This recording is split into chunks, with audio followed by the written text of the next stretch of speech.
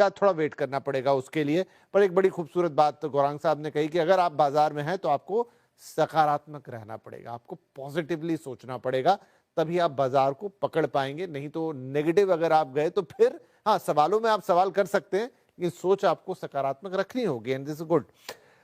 Sunil sir, bank Nifty की बात करूं तो उसमें फिर एक तेजी दिख रही है, एक अच्छा मूव दिख रहा है।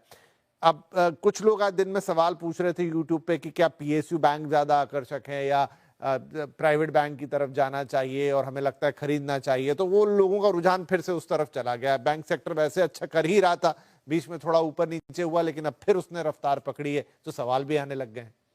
हम्म।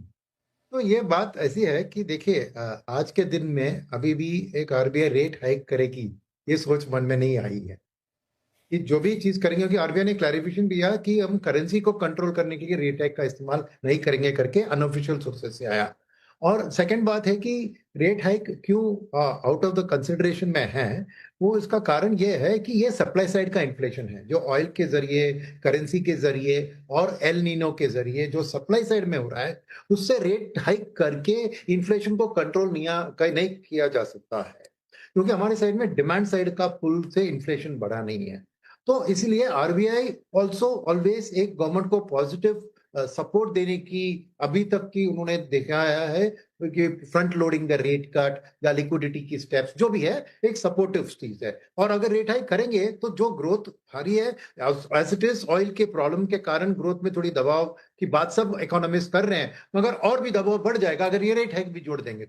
तो मार्केट में एक फीलिंग है कि आरबीआई करेंसी के लिए स्टैंड अलोन इंटरवेंशन, या स्पॉट में जाके बाइंग करो या बाय सेल स्वैप से फॉरवर्ड को रेट को कंट्रोल करो, करेंसी मैनेजमेंट को अलग मैनेज कर रही है, इंटरेस्ट रेट को लेकर करेंसी को मैनेज नहीं करेगी। और सिचुएशन भी एक रेट हाइक के लिए नेगेटिव सोच होगी तो शायद नहीं होगा। ये सोच है जो एक रैली के लिए मेरे मन में लग रहा है, क्योंकि उसके अलावा देखे, उसके पहले रैली के पहले जो गिरावट थी वो इसी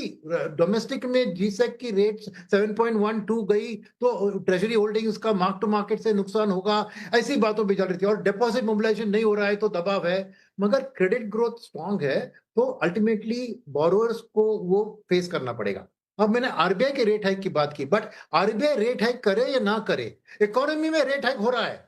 क्योंकि क्रेडिट ग्रोथ 16-17% पे बढ़ रही है और डिपॉजिट ग्रोथ 10-12% पे बढ़ रही है, तो ऑटोमेटिकली उसका प्रेशर बोरोस के ऊपर है और दे आर विलिंग टू पे, क्योंकि एक रॉ मटेरियल कॉस्ट बढ़ने के कारण वर्किंग कैपिटल लोन्स और दूसरा पर्सनल लोन्स में भी 16-17% का मैं ग्रोथ देख रहा हूं। तो मैं क्यों ये बात कर रहा हूं कि बैंकिंग में क्या होता है कि ऑलवेज 35% ऑफ इंडेक्स है वो, तो एफआईएस की जो रुझान होती है इंडिया के ऊपर, वो इंपैक्ट करता है, क्योंकि पैसिव फ्लोज आके 35% हर रुपए में 35 पैसा तो बैंकिंग से निकलता है अगर पैसिव फंड पैसा निकालते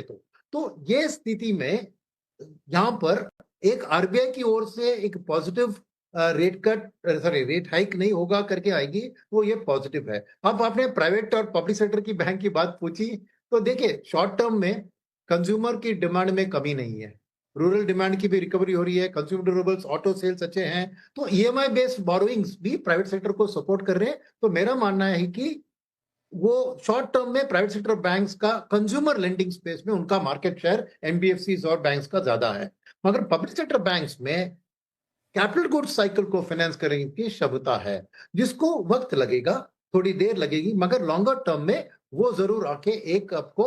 उनके लिए स्मॉल एमएसएमई एसएमई लेंडिंग में उनका मार्केट शेयर बहुत तगड़ा है और उनका कासा का बैलेंस भी ज्यादा है कंपेयर टू प्राइवेट सेक्टर, ये उनके लिए एक मजबूत स्थिति दिलवाती है। तो मेरा मानना है, तो आपको स्प्लिट करना है तो आपकी शॉर्ट टर्म और लॉन्ग टर्म अप्रोच से लेकर कीजिए। आप ज्यादातर लॉन्ग टर्म निवेश करें तो ज्यादा पीएसयू बैंक्स को उठा लीजिए, और बहुत शॉर्ट टर्म आउटलुक है तो बैंकिंग से प्राइवेट सेक्टर बैंक्स में शॉर्ट टर्म में आपको एक सेफ्टी फैक्टर भी होगी और एक उनके पास वेल कैपिटलाइज लार्ज है तो वॉलिटिलिटी भी कम रहेगी, तो इस हिसाब से आप देख लीजिए। बट बैंकिंग एक कोर है, मैं कहता हूं कि सकारात्मक व्यू हो या नकारात्मक व्यू हो, बैंकिंग का पोर्टफोलियो आपके पोर्टफोलियो में रहना ही है ऑलवेज। भले ही निफ्टी में 35%, निफ्टी 500 में 25% उसका शेयर हो, आपको तो उस हिसाब से रखना ही है।